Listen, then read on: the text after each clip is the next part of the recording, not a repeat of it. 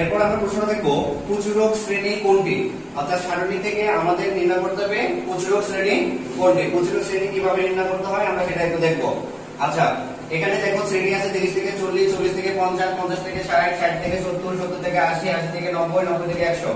এখানে প্রথম শ্রেণীতে গণসংখ্যা আছে 3, দ্বিতীয় শ্রেণীতে গণসংখ্যা আছে 9, তৃতীয় শ্রেণীতে গণসংখ্যা আছে 13, চতুর্থ শ্রেণীতে গণসংখ্যা আছে 12, পঞ্চম শ্রেণীতে গণসংখ্যা আছে 6, ষষ্ঠ শ্রেণীতে গণসংখ্যা আছে 10, সপ্তম শ্রেণীতে গণসংখ্যা আছে 4।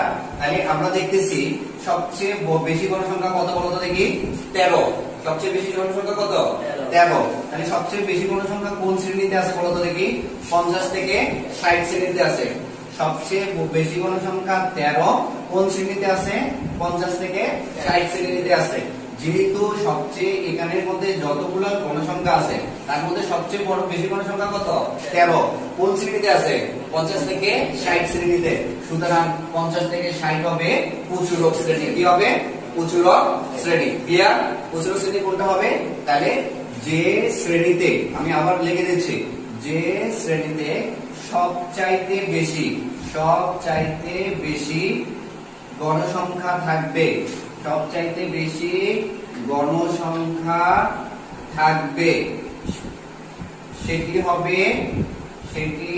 হবে প্রচুরক শ্রেণী। সেটি হবে প্রচুরক শ্রেণী।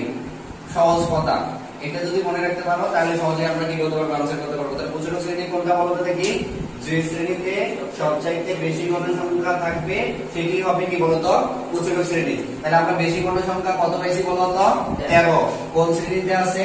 50 থেকে 60। তাহলে 50 থেকে 60 হবে প্রচুরক শ্রেণী। শেষ। আশা করি সহজেই কি করতে পারছো, জিনিসটা বুঝতে পারছো। ক্লিয়ার?